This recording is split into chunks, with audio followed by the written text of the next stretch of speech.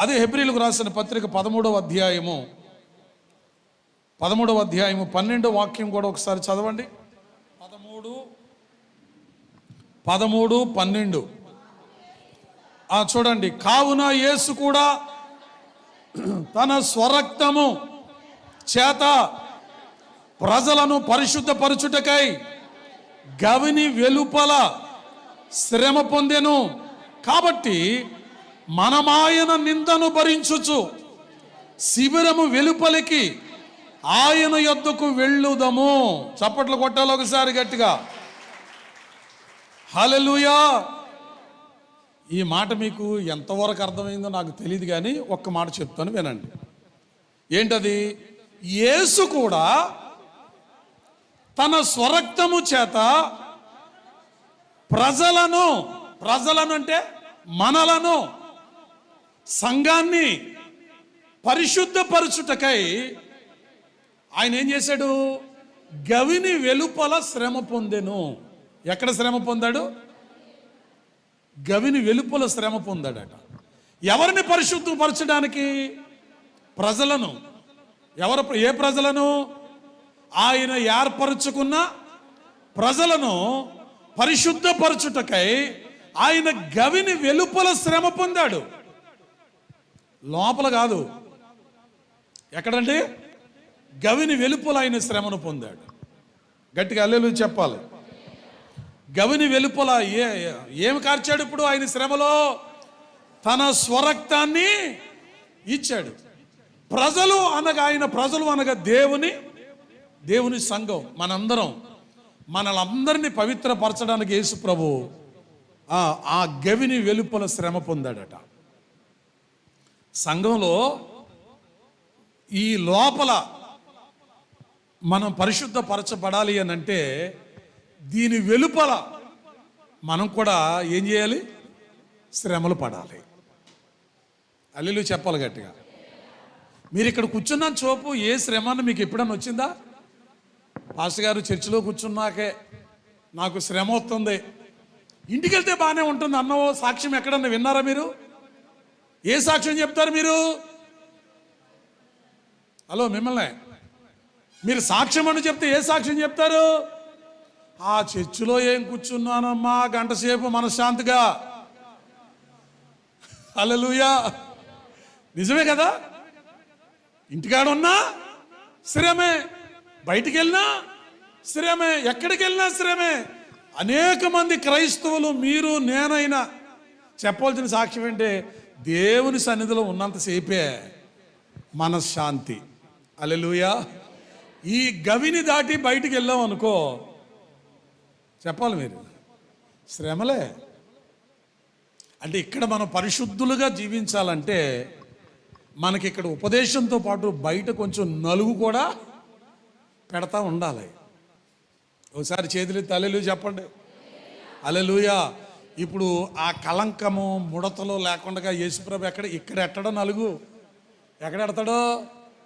ఇంటికి వెళ్ళిపోయాకో, ఊరెళ్ళిపోయాకో, నువ్వు ఒకటి చెప్పి ఒకటి చేస్తేనో ఏంటి నలుగుడే. ఇంతకీ ఆ నలుగు ఏం చేస్తుంది? చూడండి ఏం చేస్తుంది. అది కలంకమైనను, ముడతైనను, మచ్చైనను, మరి అట్టిది ఏదైనాను లేక అది పరిశుద్ధమైనది గాను, నిర్దోషమైనది గాను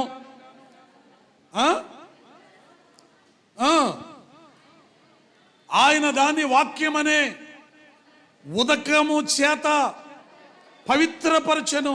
వాక్యమనే ఉదక స్నానం అంటండి. ఎలాగుంటుంది అది? వాక్యమనే ఉదక స్నానం. ఉదకము అంటే శుద్ధమైన నీరు. ఏమి నీళ్ళు? శుద్ధమైన నీరు. ఉదకం అంటే శుద్ధమైన నీరు.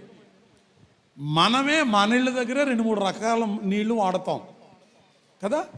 ఒకటేమో కడుక్కునే నీళ్ళు, చెప్పాలా, అవసరమైతే ఒకటేమో స్నానం చేసే నీళ్ళు, ఒకటేమో తాగిన. అన్ని నీళ్ళే కదా. ఎందుకు ఇన్ని రకాలు మనకి? అమ్మో ఈ నీళ్లు తాగితేనంట మరి ఈ నీళ్లు తాగితే రోగాలు వచ్చినప్పుడు ఈ నీళ్ళే ఎందుకు పోసుకుంటున్నావు? పోసుకుంటే పర్లేదు, కానీ ఏం చేయకూడదు? తాకూడదు. హల్లెలూయా చెప్పండి. అలాంటి నీళ్ళలో ఒక నీరు ఏంటంటే శుద్ధమైన నీరు. ఉదకము అంటే శుద్ధమైన నీళ్ళు. అది దేవుని వాక్యానికి, పరిశుద్ధాత్మకు సూచన. హల్లెలూయా చెప్పండి. అంటే దేవుని వాక్యము పరిశుద్ధాత్మ ద్వారా మనల్ని ఏం చేస్తాకి ఇదంతా, ఈ ముడతలన్నీ తీయడానికి దేవుడు ఏ నీళ్లు వాడుతున్నాడో, వాక్యాన్ని వాడుతున్నాడు, పరిశుద్ధాత్మను వాడుతున్నాడు. చెప్పాలా, శ్రమలో అనే ఏం పిండి అంటే పెట్టేది నాకు మర్చిపోయాను. పిల్లోడు నల్లగా వచ్చేస్తున్నాడమ్మా, తోమేతను కుని పట్టుకున్నాడిని. నల్లగా వచ్చేవాడు తోమినట్టు పాపం ఉన్నవాడు కూడా దేవుడు ఏం చేస్తాడా, తోమేస్తాడు. తోమేసి అయిపోయిందిరా, వీడు తోలు ఊడిపోయిందిరా అనేటప్పటికి ఒక చిరునవ్వు నవ్వే ఒక ముద్దు ఇచ్చేస్తాడు అంతే. గట్టిగా స్తోత్రం చెప్పండి. మీకు అర్థమైందా? అందుకనే ప్రతి శ్రమ వెనక ఏంటది, మేలు. కీడు వెనక మేలును దేవుడు దాస్తాడంట. కీడు వెనక మేలు దాస్తాడంట. అంత పొడుగు చీరేసి బిడ్డలను తీసిన ఆపరేషన్లు ఎలా భరించున్నారో తెలుసా మీకు? కేవలం బిడ్డను కన్నాను అనే ఆనందము, ప్రేమతోనే మనిషి, స్త్రీ అట ఆ బాధను మర్చిపోద్దట. దేవుడు కూడా మనల్ని ఏం చేస్తాడంటే వాయించేసి నిజంగా అర్థం చేసుకుంటే ఇలాగే చెప్పుకోవాలి. వాయించేసి, నలుగెట్టేసి, ఏడిపించేసి, కాలు వచ్చి ఎరగొట్టేసి, నువ్వు ఇంకా మాట అనకపోతే బీపీ షుగర్లు మొత్తం 400 హల్లెలూయా తీసుకొచ్చేసి మరలా నువ్వు చిరునవ్వు నవ్వేది ఏదో ఒకటి చేసేస్తాడు. పోలేనమ్మా, వచ్చిందిలేనమ్మా, ఏనా దేవుడు చాలా మంచోడమ్మా. గట్టిగా హల్లెలూయా చెప్పండి. ఇప్పుడు పురుషుడు భార్యను ప్రేమించినట్టు క్రీస్తు ఎవరిని ప్రేమించాడు అంటే, ప్రేమించిన వాళ్ళకి అందరికి ఏముంటుందని మీరు దీన్ని మర్చిపోకూడదు.